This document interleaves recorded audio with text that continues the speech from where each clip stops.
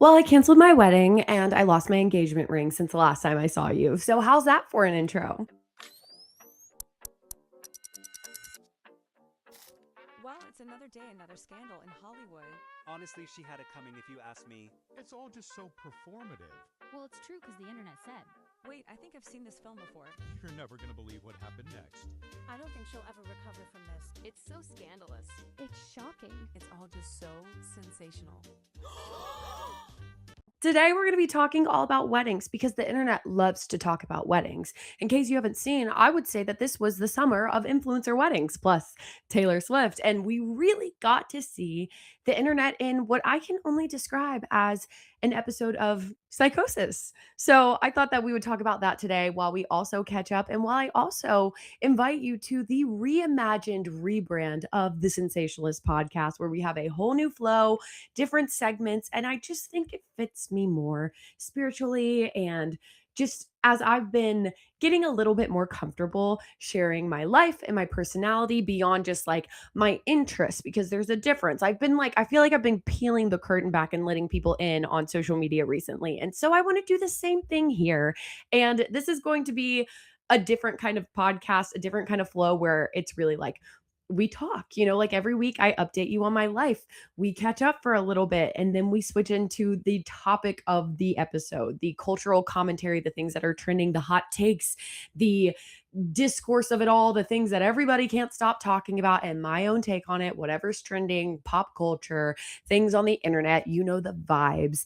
And then we're going to have a book club because I felt like, why not just make this podcast like everything I do on the internet, just a conglomerate of all of my passions and interests and everything.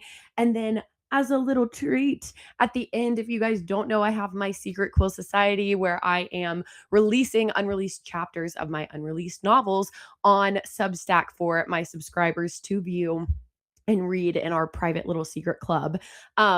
I have asked a lot of people if they would enjoy this because so many people have asked me for an audio version of that, because I'm suspecting that you guys have also not enjoyed the AI version that you can get on Substack, where they really cannot pick up on an emotion and it's very robotic, as you would expect. And so I was like, what if I just added that to the podcast? So like we'll go through an update of my life. We'll like catch up with each other, talk like we're on FaceTime, like we're having a little sleepover, hence why I'm all cozy and in bed.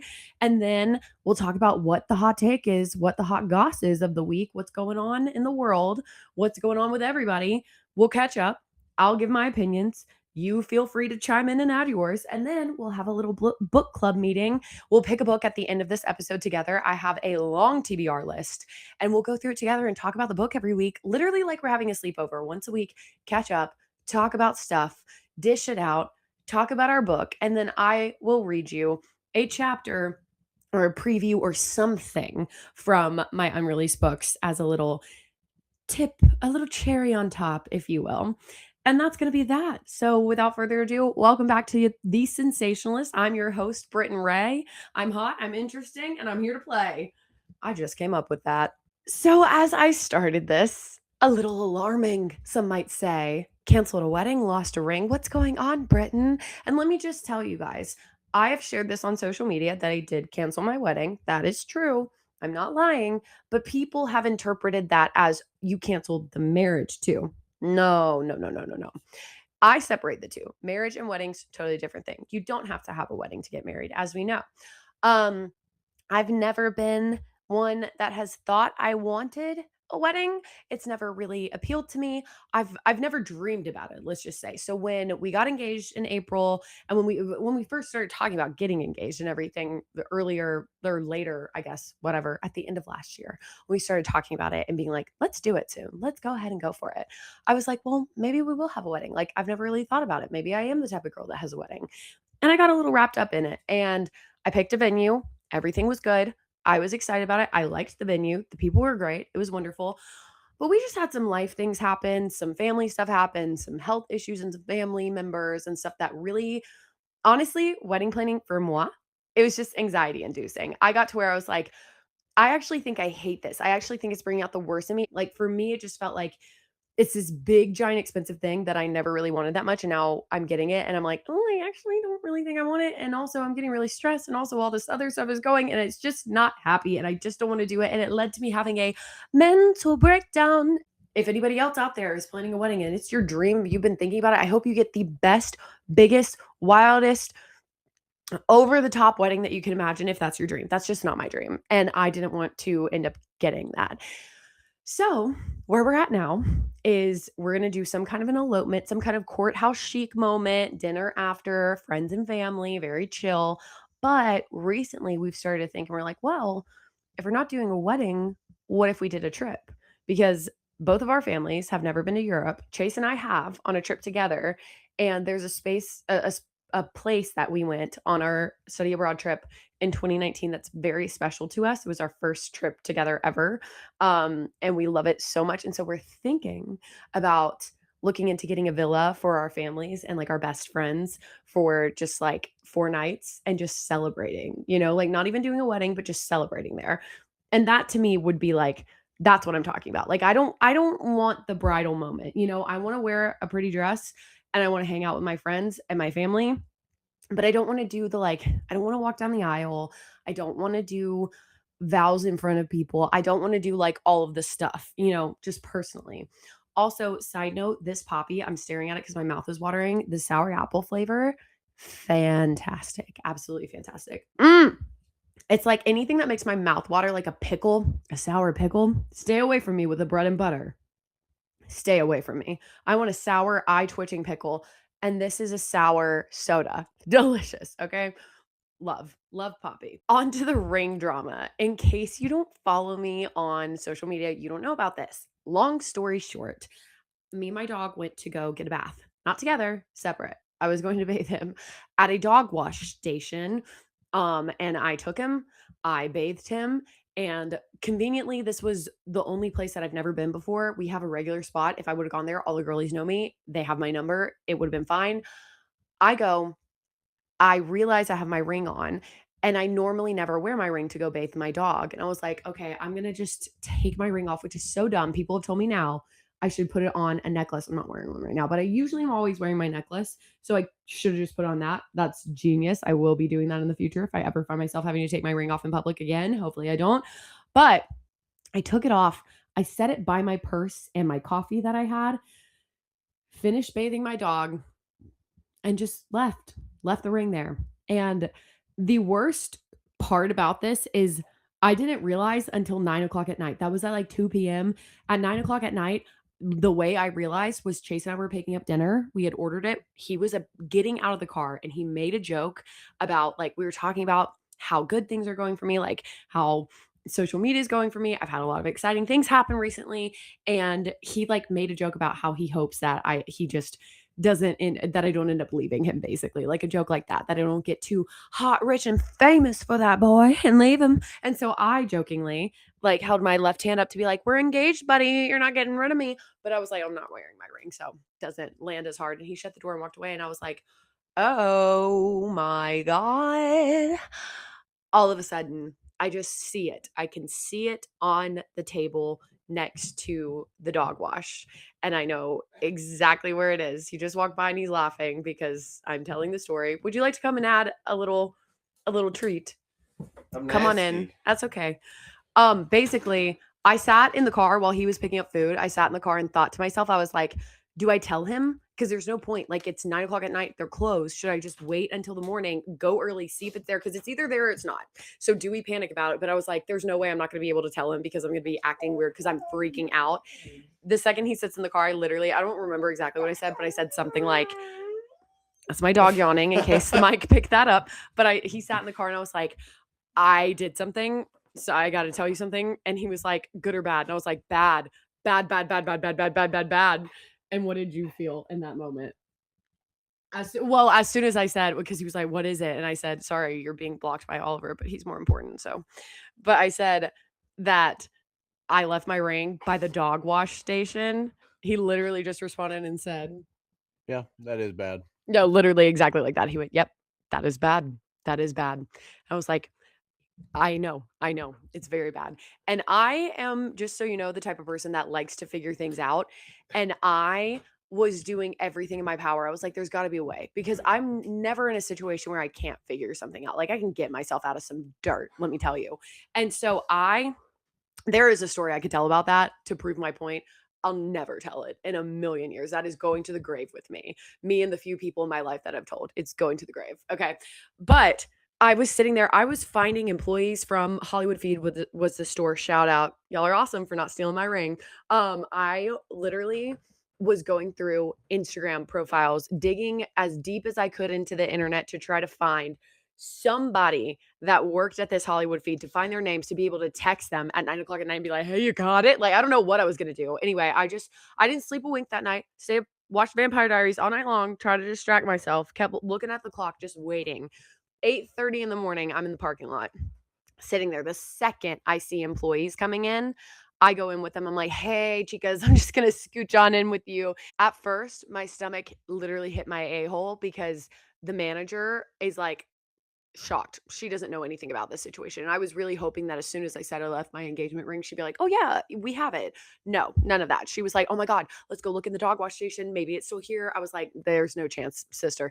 We walk in, not there, of course. And she's like, well, let me check the safe one more time and make sure I didn't miss it. When she said that, I was like, girl, you didn't miss it. Like, I feel like if this was in a pet store safe when you're just going to count like cash and I don't know what else they keep in there, maybe like really special bones or something, but I feel like you would see this, So I was like, it's not in there. I'm screwed. Somebody took it. Somebody freaking took it. And I was like, we got about 5 more seconds before I go crazy and say, show me the cameras. Show me the cameras and call the police. We've got a crime to report. But no, it was in there. It was in there. And then everything was literally fine. So I got my ring back. I canceled my wedding, and maybe we're eloping. Maybe we're going to Europe. Who's to say? Still figuring it out. That's like my major personal life update. I will say, if you ever want to know if you're with the right guy, lose your ring for a day and see how he reacts, because Chase was so sweet the whole time. He was like, it's okay. It's okay. We'll get another one. It's okay. And I was like, this is bad. And he was like, it's going to be okay. It's going to be okay. He was very reassuring. And he kept, for whatever reason, saying, nobody got hurt. It could be worse. Nobody got hurt. And I was like, oh, sure. That's good. So he's right. Nobody got hurt, but they would have if this was gone. So that's my update on my personal life. Also, just a little update on the book, because I know a lot of you want to know. I can't say a ton about it because I don't have a ton of an update.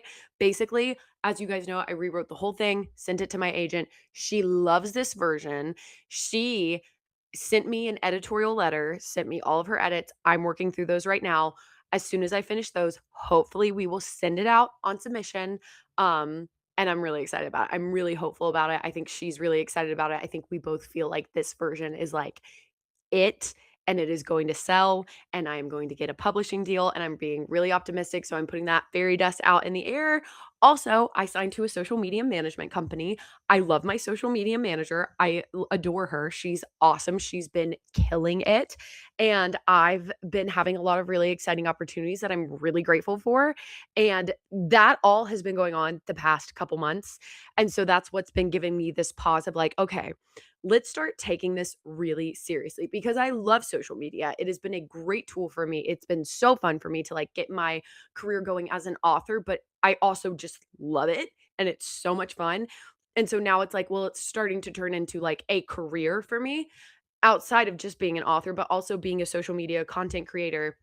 And a podcast is a huge part of a dream of mine, and I really want to take it seriously. So I want it to feel like you're just like at a slumber party and we're talking about everything that you would be normally talking about with your friends. That's what we're going to be talking about. So that's what we're doing. Those are my updates. And yeah, that I thought it would be fun to talk about wedding stuff, because that's all anybody wants to talk about right now, because of how this has been the summer of weddings. And I'm obviously in the midst of planning slash not planning a wedding and dealing with learning about the other side of wedding planning, and the wedding industry as a whole has been like very eye-opening. And then also at the same time, so many people are getting married right now. The influencers and celebrities, Miss Taylor Allison Swift got hitched this summer. Like, it's been a summer of weddings. And the way that people have responded has gotten, in my opinion, increasingly more diabolical with each wedding. And so that's what we're going to be talking about today for the cultural commentary section, the hot take section, the update on what all is trending. And I'm going to be giving you my 2 cents because I have a lot to say about this.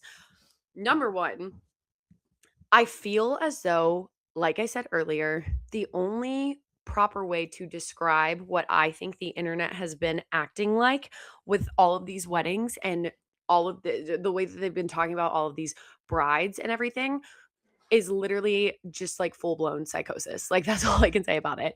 Starting out, number one, I'm going to go chronologically and like kind of focus on three weddings where I've seen this. And they are as follows: Eli Rallo, Hallie Kate, and Acquired Style. And then I'm also going to briefly mention Taylor Swift because obviously there's not much to say about that. Even though the internet has a lot to say about it, we haven't seen a single freaking photo. We know nothing about that wedding. And I hope we never do, honestly, because of how people have talked and how people have acted about it. Psychosis, literally psychosis. Starting out, number one, and maybe I'm incorrect on the timeline. I'm not a complete obsessed person that has been keeping tabs on these women like it's my full-time job. So forgive me. Number one, I thought Eli Rallo's wedding was darling. I thought it was incredible. I thought it was perfect. I thought she looked like she had the best time. I thought it looked great. I thought it was a very happy wedding, as it probably was for her. The way that people responded to that, again, kind of like Taylor Swift, before a single photo came out, I just remember she's been talking a lot about her wedding, as she should, first of all. And people have this whole take with anyone who is an influencer or public figure who's getting married. That's like, oh my God, what are they going to post about after the wedding? What are they going to post about after the wedding? And it's like, these are women who have had social media careers for years. And yes, they've been talking about the wedding because they talk about their lives. This is a big part of their lives. They're getting married. That's the season that they're in. Okay. So yeah, they're going to talk about it. And if they didn't, then you would say something about that too. Like you cannot win, you know? Eli Rallo, when she had her wedding weekend, like everyone knew was happening, I will tell you guys, I am a snark page lurker every now and then. I just like to go for research. I like to go and see what are people saying. And it blows my mind every single time. It blows my mind that there are people out there that actively participate and contribute in snark pages as if it's their full-time job.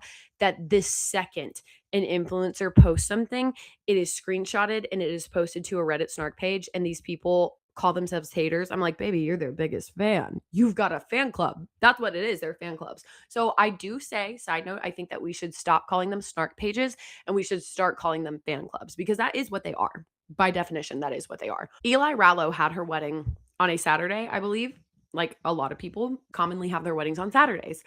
She didn't post about the wedding, I think, until like Tuesday or Wednesday. By Sunday, people in that snark page and on her TikTok comment section were saying like, babe, nobody cares as much. Just wrap it up and post it. The fact that she's dragging it out so long, oh my God, nobody cares. And it's like, I'm sorry. You guys are literally refreshing her page every 5 seconds, waiting to see the pictures that you cannot wait to dissect and pick apart and terrorize and say how awful it was, even though you haven't seen it yet.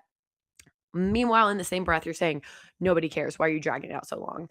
And then also, when the pictures come out, they're like, there's so many pictures. All she did was post content, make content. I mean, you didn't even enjoy your wedding. And it's like, so she didn't post for several days because she was most likely enjoying her wedding, enjoying her honeymoon. The second she starts posting, you're attacking her about how all she's done is make content. After you were saying, wrap it up, give us the photos. We want the photos so bad because nobody cares. Like it doesn't make sense. And I don't know if people realize how little sense they make. And then also, the second they saw her dress, because all she had said allegedly was that she is just simply seen, nobody has had her dress, her exact dress. And she, every time she sees a bride, she's like, is it my dress? Which I think is fair. I think a lot of people don't want to have, the same wedding dress as a lot of people. So I get that. I get that, whatever. And people were like, the second they saw it, and it was a very, simple, I thought gorgeous, elegant, classic, timeless wedding dress. Okay. And people were like, that's all. That's all. You're making this big deal about nobody's had your wedding dress, and that's all. I'm underwhelmed. I'm underwhelmed. And it's like, wait a second. I thought that you don't care. So that one was diabolical, I remember thinking. And then we had Taylor Swift. Okay. Brief pause for Taylor Swift. Taylor Swift gets married at Madison Square Garden. Oh my God, people are losing their mind. Of course, because it's Taylor Swift. There's nothing that she's ever going to do where people can just act calm. People are losing their minds saying it's so tacky. Why would she have a wedding there? Well, I can tell you right now because of security. Because any wedding that she's attended as a guest has had a surplus, massive crowd show up and flood the streets outside of it to try to get a glimpse of her as a wedding guest. So that's probably why, is the security. And because she's a billionaire, which all of her haters love to continuously mention, she can afford to transform Madison Square Garden into whatever she wants. So I'm not even going to get into that because it's so ridiculous. People lost their minds about that. People were taking photos and posting photos of it being broken down, like people moving things out and being like, "Oh my God, look at that half of a couch that they brought out. That is so tacky. It's the tackiest wedding I've ever seen. Oh my God. Oh my God. Apparently she had arcade games. That's so tacky. That's so tatty. That's so tacky. And then the rumors are, I don't know if this has been confirmed yet. The rumors are that she walked down to a strings arrangement of Love Story. And people were like, oh my God, imagine walking down the aisle to your own song. Like, that's so cringy. It's like, yeah, maybe it would be if like you were a nobody like you, but this is Taylor Swift we're talking about. A lot of people walk down the aisle to Taylor Swift. I think it's actually iconic as hell to be like, yeah, I'm gonna do that too because I can and I wrote it. So anyway, that one was crazy. People are still talking about it. To date, we have no photos of the inside of that wedding. We have no photos of her dress, none. And people are still talking about it. And I hope that they continue to talk about it for years. And I hope that they never see it. I hope they never see it. Um, Selfishly, I would like to, but I'm willing to sacrifice that because I'm not actually an insane obsessed freak. And I'll live on happily without ever seeing it. And I actually will be even more satisfied knowing that the people who are eager to tear it apart and to talk crap about it never will be able to, and they'll just continue to look like fools talking crap about the figment of their own imagination. That brings me so much joy. Anyway, moving on. Hallie Kate, brief mention, she didn't have a wedding. People were like, oh my God, this is the most wedding, not wedding ever. She, I think that her dress was insane. I think it was amazing. I think it was so different. It was so unique. And that's just, again, it proves you're someone like Eli Rallo. People are disappointed. They're underwhelmed because you went classy. You're somebody like Hallie Kate. You go over the top. It's different. You've never seen anybody wear that wedding dress. Vintage moment, the hat, and it's too much. It's so embarrassing. It's so over the top for a courthouse. Oh my God, blah, blah, blah. It's like, hey, how about maybe you just try shutting up and not care? Like, let people do what they want to do. It's their wedding. And she didn't have a wedding. And people were like, she's milking all this wedding content for someone who's not having a wedding. She did not have a wedding. She had a party at a bar, it seemed like, with her friends. Like, that's not a wedding. Okay. And I respect that a lot. And so people had stuff to say about that, of course. And then lastly, the final straw that made me be like, okay, that's gonna be the topic of this week is acquired style. First of all, that wedding was gorgeous. I don't care who you are. And that's why I'm saying it was the final straw. Seeing people dissect it and say how awful it was. I'm like, okay, yeah, we're in psychosis. We're in influencer wedding internet psychosis right now, because for people to be able to attack that and act like it's literally even slightly tacky or slightly bad or slightly anything, like, that was a gorgeous, classy wedding. That was stunning. And she looked amazing. That dress was amazing. And the fact that people are saying that that dress was anything other than amazing, kick rocks, literally kick rocks, get educated. I don't get it. I don't understand the obsession with tearing these women down for having the wedding that they want. Like, it's so weird. And also, what I just can't get behind is, I'm like, stick to your guns. Either admit that you're obsessed and you love talking and gossiping and terrorizing and tearing things apart, or say you don't care and then actually don't care. But you can't be like, I don't care. It's just that, and then have 20 hours of screen time and you're their biggest fan. You can't be doing that. And on that note, a little side note, I'd like to retire the phrase, I'm employed. Can somebody please XYZ? I'm too employed for this. I'm employed for it, blah, blah, blah.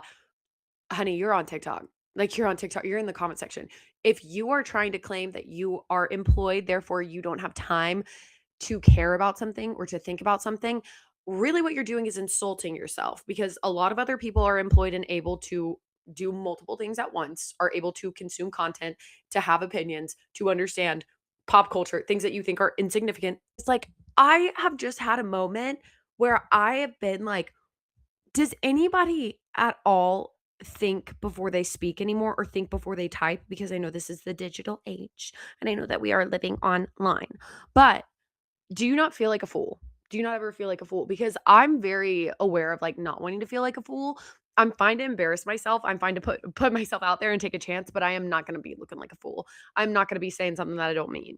I'm also just not a meanie. I'm not a judgy meanie, but I am going to judge the meanies. So let that be known that there is a difference between that. All of this to say, I've gone through my head and I've been like, what is it? Because there has been a shift. There's been a massive shift of people being so snarky and so nasty, especially towards female creators. And I've been like, what is it? Like in the comment sections, like people are just more hostile. People fight with each other over everything. Like, I'm not kidding. As somebody who does post constantly on social media, I could post a video of Taylor Swift has a new song out, right? Let's just say, hypothetically, don't freak out. She doesn't. But if she did, and I posted a video and I was like, oh my God, I love this song. That's all I said. People be like, oh, you love this song? Well, maybe you shouldn't because it's really triggering to me. And the fact that there are people out there that can listen to this song without realizing that some of us are triggered by this song need to understand that some of us are triggered by this song. That's really offensive. And I can't believe you would post something like this. Or they'll say like, "Oh my God, you like this? That's so embarrassing." Listen to some other music once. Taylor Swift fans just are so brainwashed. They don't listen to any other music. Like, this is not good music. Hey, I have an idea. Have you ever thought about going to bed? Just zipping the lips and going to bed. Like, maybe just don't talk. Maybe just don't leave a comment because maybe, just maybe, literally nobody cares. What? Who said that? I'm just saying, I think it's so funny how people are so hostile and they think that their opinion it's like they're looking for a fight. Like they're looking to piss people off. They're looking for a fight all the time. And I'm like, what a nasty way to live life. And I've been thinking, like, what is it? And honestly, I feel like a mom, like, who's been like, baby, they're just jealous of you. And I don't think it's jealousy. There's probably a twinge of that, sure, but it's something more. There's something more to it. I don't think it's just jealousy. And I don't think it's just like, even like envy or anything like that. What I really do think it is flat out boredom and a literacy crisis. And I hate to bring that up because I feel like that's beating a dead horse, but I'm happy to beat that dead horse because I've seen so many teachers recently, because it's back to school, that are like, no, it's not a joke. Like, these kids can't read. They can't read. They can't spell. They can't even like write. And it's actually scary. And that's how I think a lot of people think that literacy crisis, illiteracy, the issue of that presents itself in a way of like, people don't read books anymore and they just don't understand things and they're going to be just book instead of book smart, they're going to be book dumb. Like, they'll just be people in the world, but they're just going to be dumb when it comes to like literature, when it comes to reading and writing skills, like scholastic things, right? That is not how it presents itself. It's human behavior. It is so deep seated. Like, I think we're starting to see the actual effects of a literacy crisis, the actual effects of people, because it's not even just about being able to read, it's also being able to read and comprehend. And like I said, I'm trying not to beat this dead horse, but I could go on about this for a really long time. Like, maybe we'll have a full episode one day about this, but it's literally like the act of reading, let's just say fiction, hypothetically, the act of reading a fiction book, let's say it's a romance about a relationship between two fictional characters that go through conflict together. And there's tragedy in there, and there's growing pains, there's maturity issues, and it's a coming of age story. And then they ultimately reach a resolution where they do end up together, or they reach a resolution where they realize they weren't right for each other and they go their separate ways. And they both we have the typical character arc, we have the typical storyline where it's like, introduction, roses and sunshine, crisis starts to happen, tragedy starts to happen, conflict starts to happen, big climax of what are we going to do? And then the resolution of it wasn't a right fit, or it was, and we find our way back to each other, whatever that is.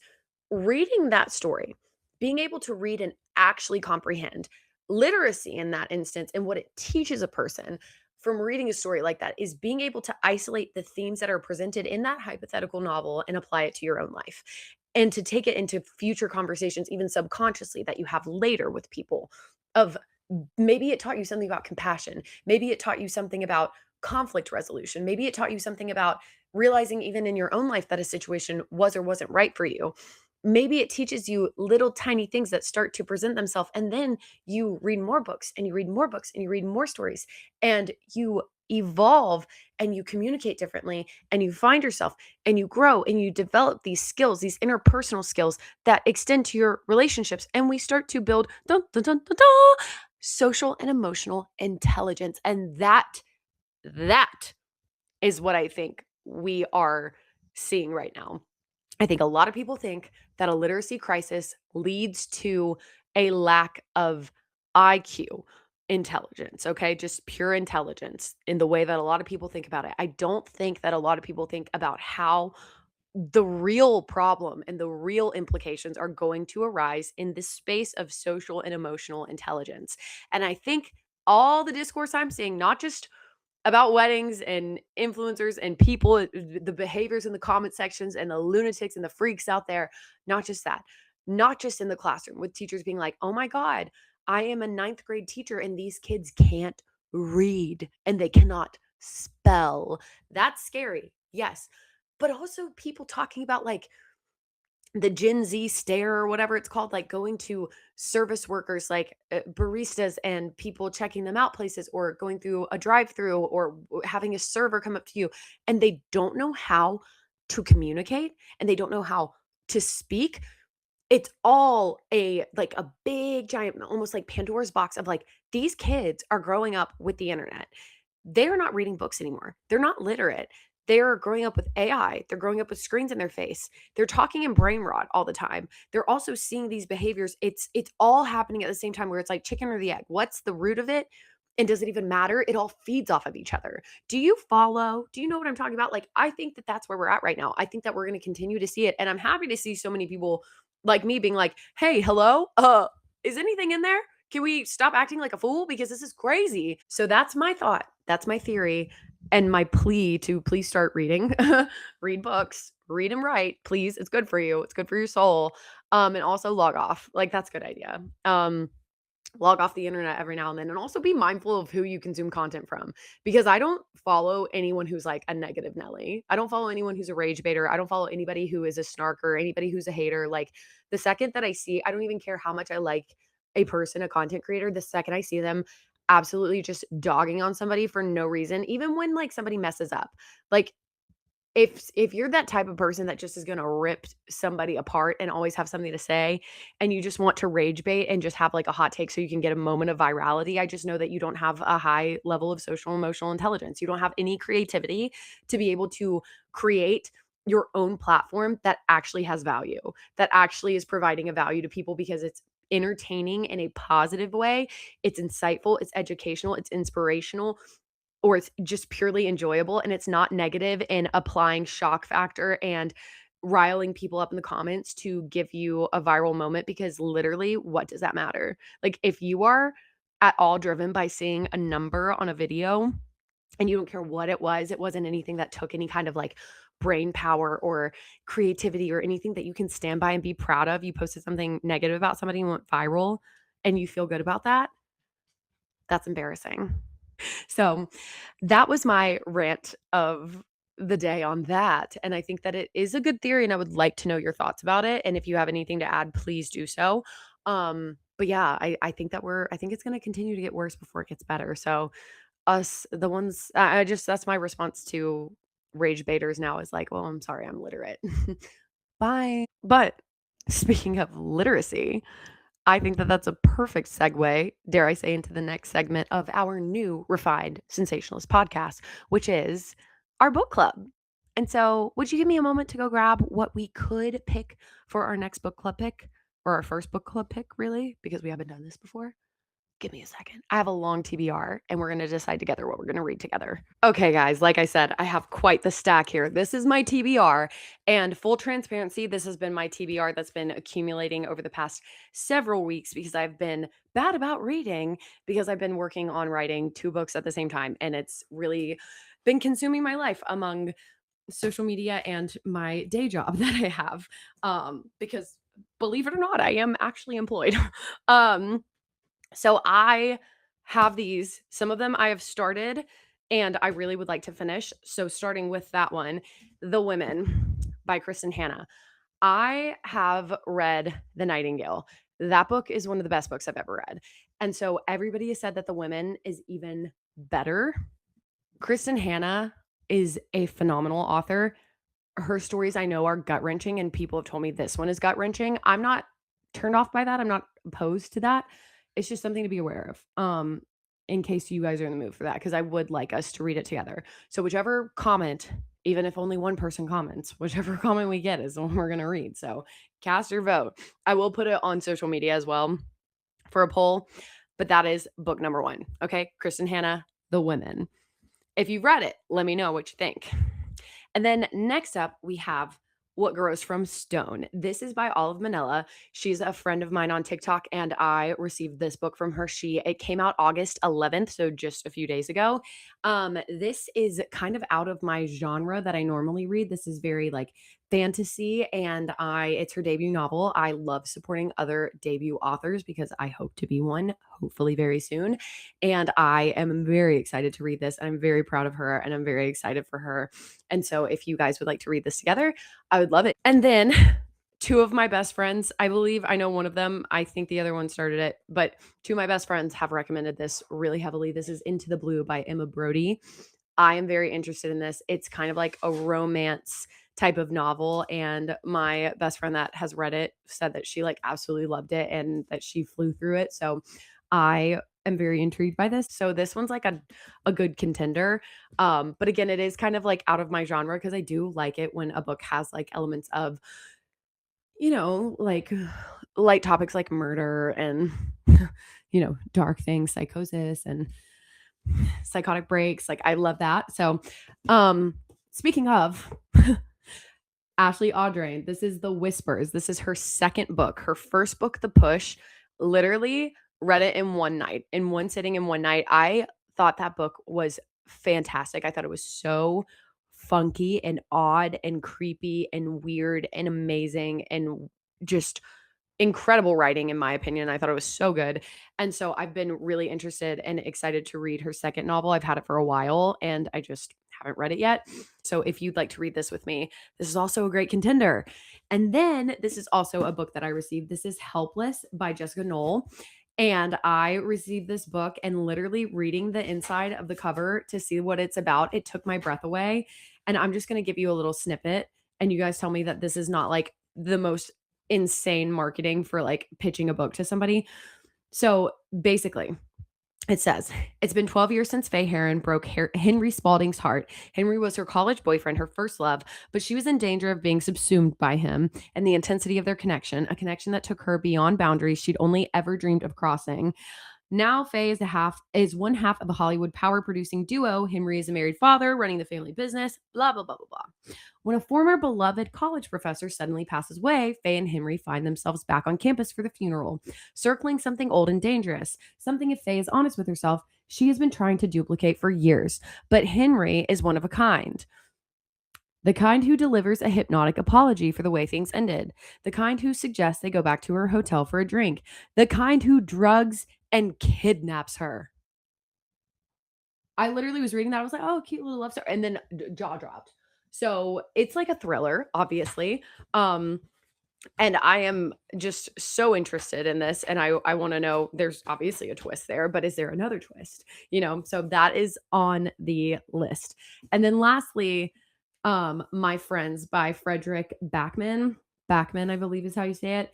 This novel has just been like so widely critically acclaimed that I'm very interested in it. It's also one that I think people quote all the time. So I know I have to read this. And I would like to. So I think it is a gut wrenching one, if I'm not mistaken, from what I've seen people say, but it is on the docket. So I will leave it in the description below, the book club choices, and you guys tell me which one you want to read, and we'll read it together. And then that'll be this segment next week. We will discuss the first chapter or two, or however far we get. Read at your own pace.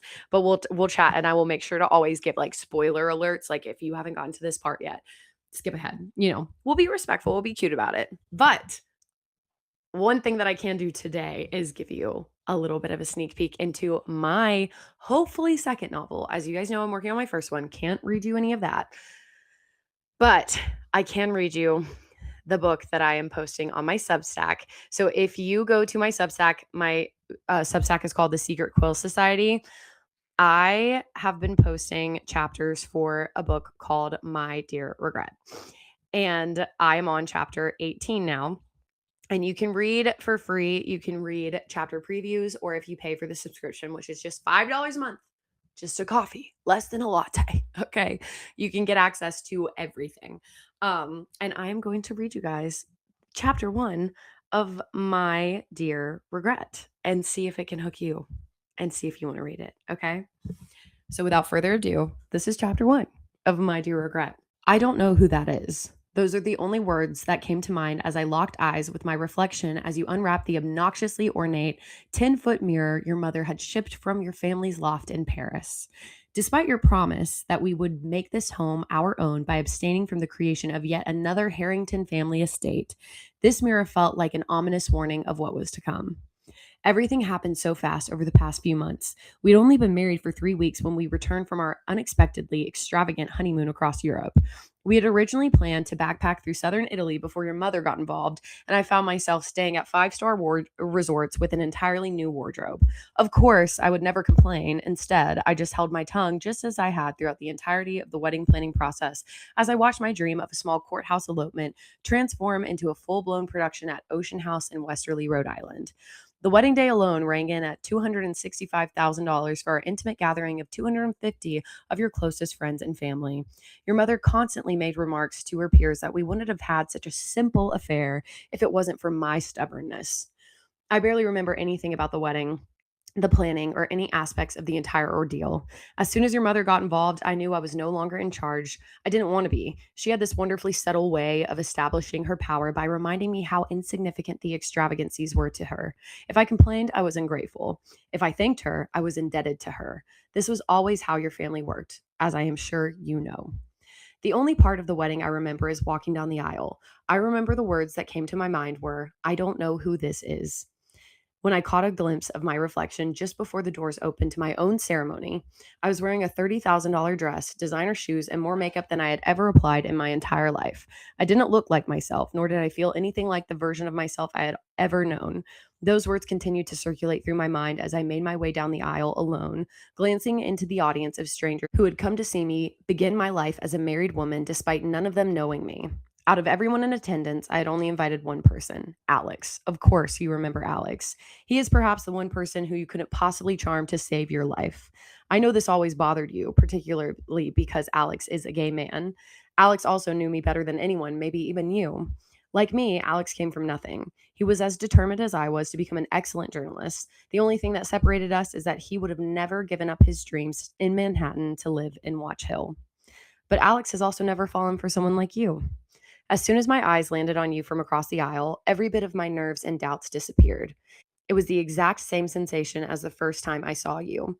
I was instantly reminded of why I allowed your mother to take control of the entire wedding. Nothing mattered aside from the fact that I was marrying the love of my life, or so I thought. Just as I was about to implode, you would be there with that special glance that only I could decipher. We had our own secret language. That was the magic of you, Bennett Harrington. One look into your eyes, and the rest of the world and all of its noise evaporated. We lived in our own little bubble, and inside that bubble, I was not Charlotte Baxter, a strange daughter from nowhere, North Carolina. I was Charlie, the independent, determined dreamer that believed that she could be something in this world. You believed in me too. At least you used to. You and I promised each other that night that no matter what craziness was to come in life, that we would always try to get back to our bubble at the end of every day. We knew from the very beginning that we came from drastically different worlds. I never had a single dollar I didn't work for and spent most of my teenage years hiding my tip money from my alcoholic mother so that one day I could leave and start over. You grew up with a silver spoon in your mouth and the world at your fingertips. Regardless, we both moved to Manhattan in search of some sort of anonymity, and because of that, we found each other. We were at the end of our honeymoon in Sorrento, Italy, when you first floated the idea of moving to Rhode Island. We were on a sailboat tour of the coast, and I immediately shut it down, reminding you that Manhattan was our bubble. I had just landed my first real writing job at a true crime publication, and you had received another promotion at your firm, one that you actually earned. You assured me that you were mostly kidding, and you wouldn't want to move away from the city quite yet. I should not have believed you. As soon as we landed in New York City, a car was sent to retrieve us from the airport. Your mother had made lunch reservations at her favorite restaurant in the city just an hour after we landed. I was incredibly exhausted and jet lagged, but she insisted on meeting us as soon as possible. She was eager to hear about our travels, which meant she was eager to be thanked for the trip that we didn't ask for. But more importantly, she wanted to give us the wedding gift that she had saved for after the trip. I had attempted to dissuade her from purchasing anything else for us after she had already outdone herself with the wedding and the honeymoon, but it was pointless. Her gifts were always more of a performance that she was determined to continue to star in. Of course, you know this. You are the same way. That was the day she handed us the keys to 9 Lighthouse Road in Watch Hill, Rhode Island. It was supposed to be a vacation home, an extravagant one at that. 9 bedrooms and 10 bathrooms right on the water, conveniently located just minutes from her own home and your brother's. I knew right then and there that we would be moving, but my legs were already in Harrington family quicksand. There was a ring on my finger and no going back. Plus, you reassured me that you weren't ready to leave the life you had started in Manhattan behind. I was a fool to believe you then, but I did. I truly did. I hope you know that. 2 weeks later, your father died. We went to the funeral in Watch Hill, and your mother made a comment on my faux leather loafer. And your mother made a comment on my faux leather loafers. She told me that I was too short to wear flats. You bought me a pair of Louboutins that evening. That was the first of many gifts you got me that were truly meant for her. We never returned to Manhattan after the funeral, despite you saying it would only be temporary. You said you needed to help your brother with the family business until he could handle it all on his own.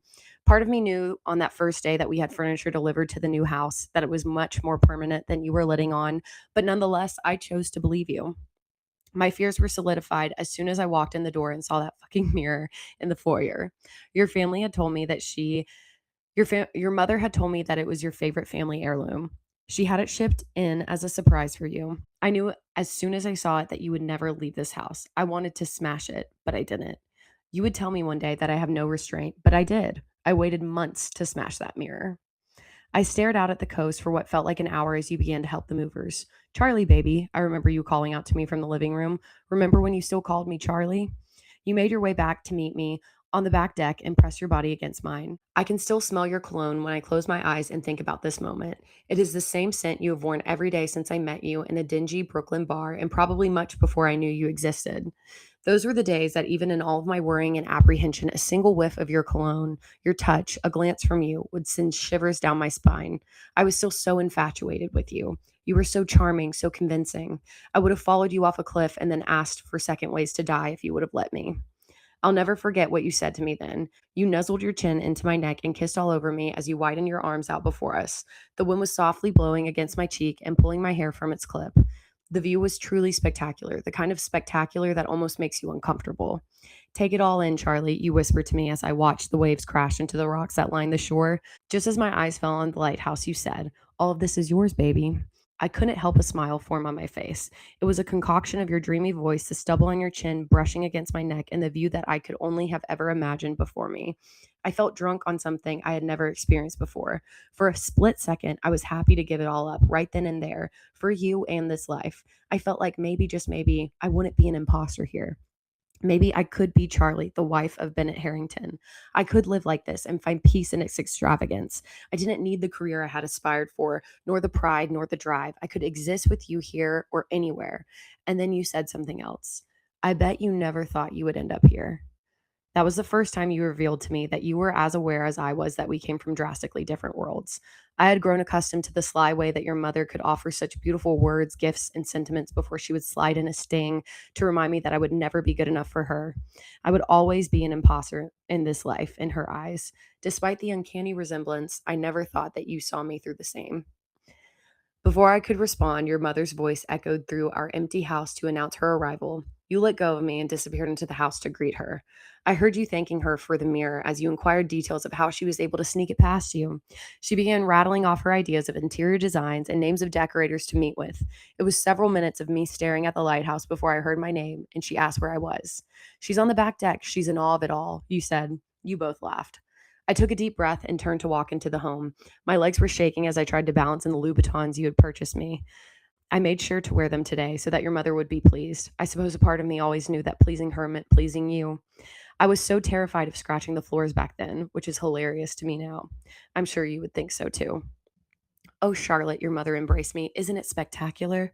I put on my biggest smile for you as I nodded. I truly never thought I would end up here, I said to her as I looked straight at you. I think that it pleased both of you very much. We went to dinner with your family that night at the country club I did not know we had become members of. I met your best friend Jonathan for the first time that night. You had never mentioned him before.